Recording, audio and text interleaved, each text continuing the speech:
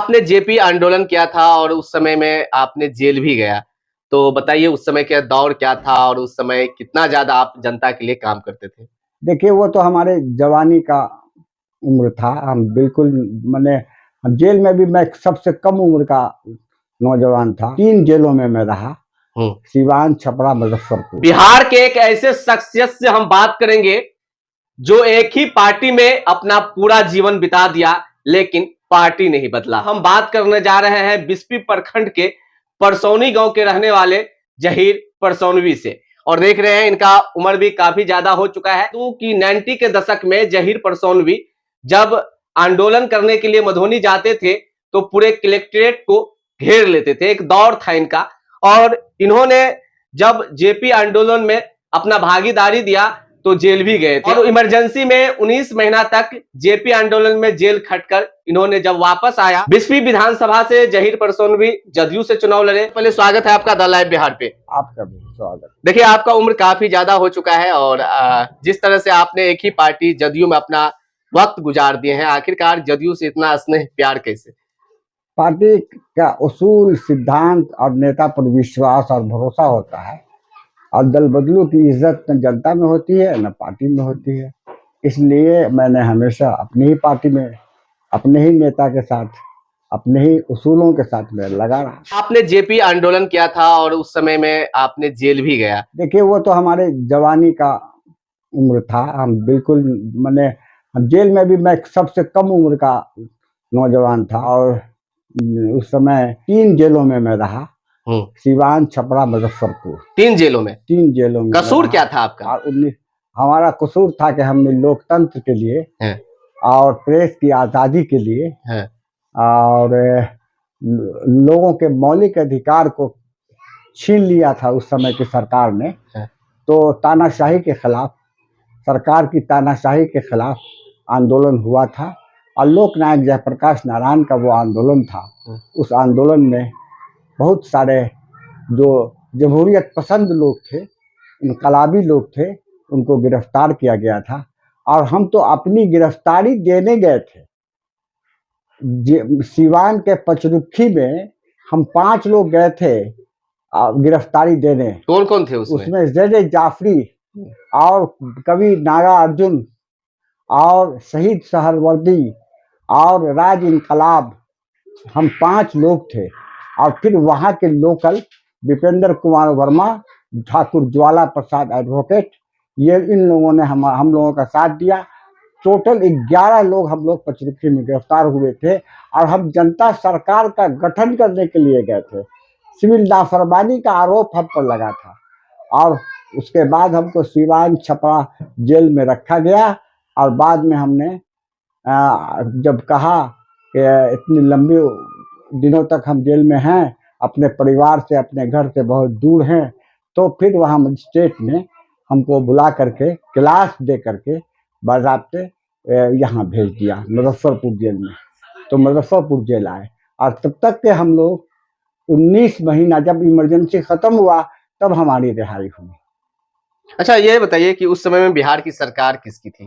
कांग्रेस की सरकार थी। कि लोगों से सुनने में आ रहा है कि आप जो जदयू के महान नेता और बिहार के मुख्यमंत्री नीतीश कुमार जी हैं, वो आपके साथी भी रह चुके हैं।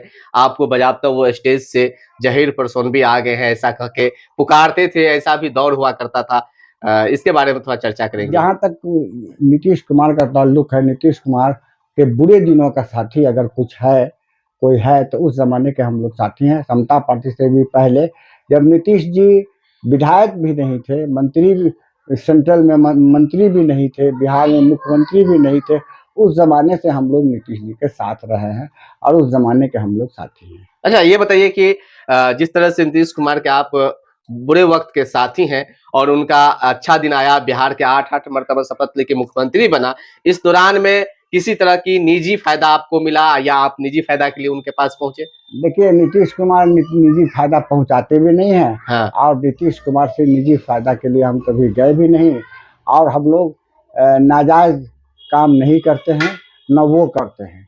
नीतीश कुमार एक उसूल के नेता हैं और हाँ, ये दूसरी बात है कि अपने पुराने साथियों को सम्मान देते हैं, इज्जत देते हैं।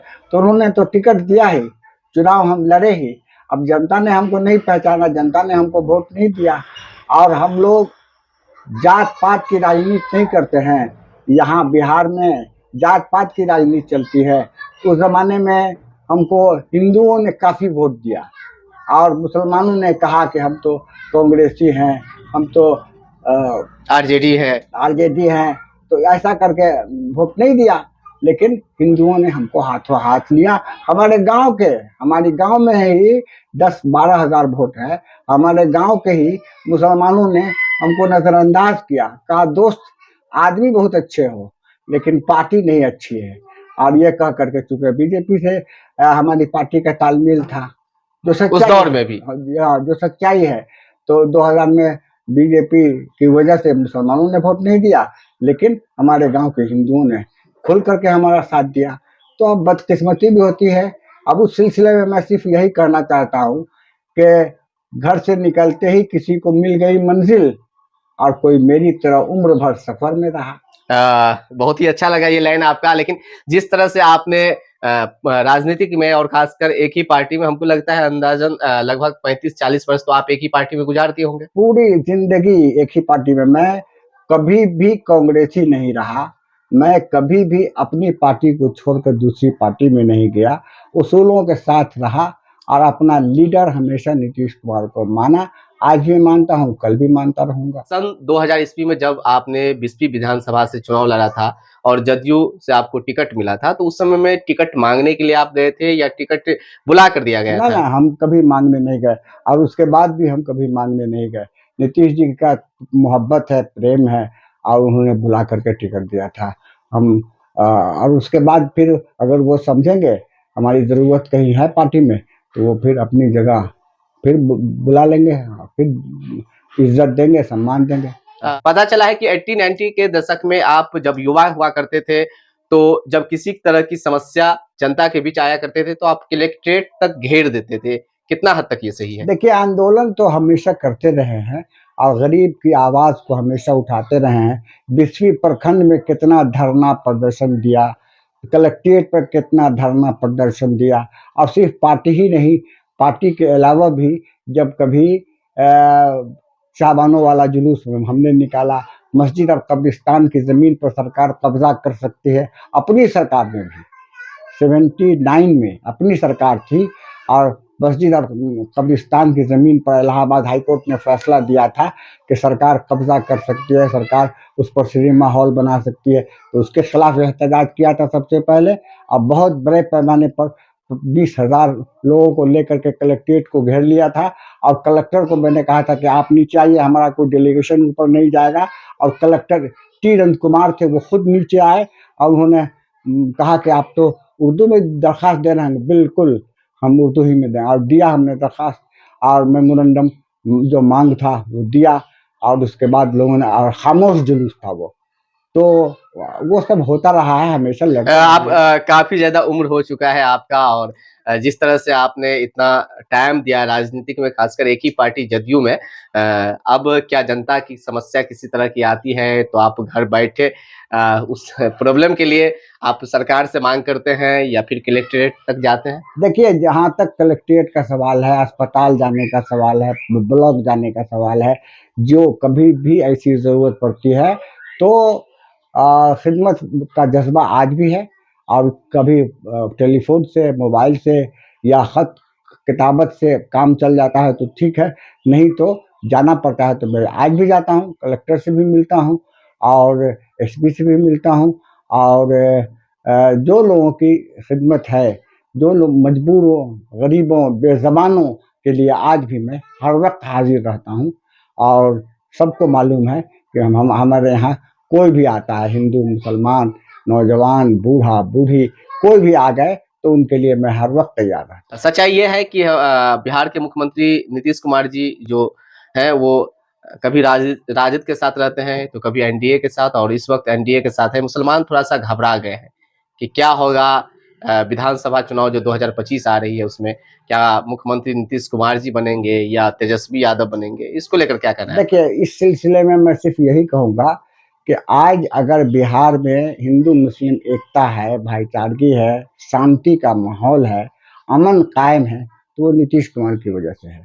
एनडीए में रहते हुए आप पूरे देश में एनडीए की हुकूमत है, मोदी जी प्रधानमंत्री हैं, तो ये लोग कोई भी हुकूमत जिसकी होगी वो तो अपनी सरकार में कोई गड़बड़ी नहीं होने देंगे, वो तो नहीं चाहेंगे कि कोई गड़बड़ी हो।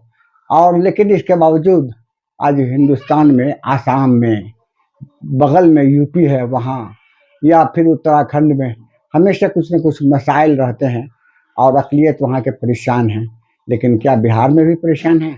आप खुद देखिए, आप मीडिया के लोग हैं, बिहार में अमन चैन तो और क्या लगता है भाईचारे की, तो क्या लगता है आपको कि जब तक बिहार के मुख्यमंत्री नीतीश कुमार जी रहेंगे, बिहार में इसी तरह से अमन शांति बनी रहेगी? बिल्कुल, ये हमको क्या, सारी दुनिया इस बात को देखती है और नीतीश कुमार की तारीफ करती है। नीतीश कुमार बहुत ही शांति से, बहुत ही अमन से, भाईचारगी से, हिंदू मुस्लिम भाईचारगी का माहौल बना करके एक बिहार को सवाल चला करेंगे है। कि नीतीश कुमार 8 बार शपथ लेके मुख्यमंत्री बतौर बन चुके हैं, एक बार प्रधानमंत्री के लिए क्यों नहीं दावा दे रहे हैं? देखिए, प्रधानमंत्री का दावा खाली बिहार से तो होगा नहीं, और बिहार में उतना सीट है भी नहीं, और दावा नहीं कर रहे हैं या करेंगे, जब वक्त आएगा तो वो भी करेंगे। लेकिन ऐसा वक्त अभी नहीं आया है। मेरे ख्याल से नीतीश कुमार का बहुत ही अच्छा ताल्लुक अभी मोदी जी से है, और बहुत दोस्ताना माहौल में सरकार चला रहे हैं, वो दिल्ली में और ये पटना में, और दोनों मिल करके बिहार की तरक्की कर रहा है, बिहार की खुशहाली के लिए काम कर रहा है। एक सवाल करेंगे आपसे, क्या आपको बिहार के मुख्यमंत्री नीतीश कुमार से अभी भी बातचीत होती है, आपको याद करते हैं? नीतीश कुमार ने तो कई बार ज़रूरत समझा है बिहार में, अभी आपके बिस्फी में भी या मधुबनी में भी कभी कोई ज़रूरत हुई है तो उन्होंने टेलीफोन से भी बात किया है, ऐसा नहीं है कि नहीं। लेकिन और हम भी जा कर के मिलते रहे हैं, हम लोग टाइम ले लेते हैं, कभी बुलाते हैं। तो समस्या, बिहार की समस्या, जनता की समस्या, कोई काम के लिए जाते हैं या पार्टी के प्रोग्राम में जाते हैं, या फिर पार्टी जब बुलाती है मीटिंग में जाते हैं। एक सवाल करेंगे कि कब्रिस्तान घेराबंदी का जो काम है वो नीतीश कुमार की तरफ से चलाई गई थी, और बहुत जगह हो भी गया, लेकिन बहुत ऐसा इलाका है, गांव है, जहां पे कब्रिस्तान घेराबंदी का काम नहीं हुआ है। उनको समझ में नहीं आ रहा है कि कैसे किया जाए, उसके लिए क्या प्रोसेस है? देखिए, उसका प्रोसेस है, हर जगह का जितना कब्रिस्तान बनना है और जितना कब्रिस्तान है बिहार में, सबका लिस्ट बन चुका है, और सबका लिस्ट कलेक्ट्रेट में मौजूद है, और बहुत सारे लोग ले भी आते हैं, विकास में जाकर के उसको ले आइए। जिसका लिस्ट नहीं पहुंचा है वहां के लोग कैसे क्या करें? वहाँ के लोग पहले तो वहाँ के सीओ से मिल लें, और सीओ को लिख करके दें, और सीओ अगर सुन लेता है तो ठीक है, और नहीं तो फिर कलेक्ट्रेट में एक सेक्शन है मंडिटी का, वहाँ जो है अपना एप्लीकेशन डाल दें, और उससे भी नहीं हो तो फिर कलेक्टर को दे दें लिख करके, वो हो जाएगा।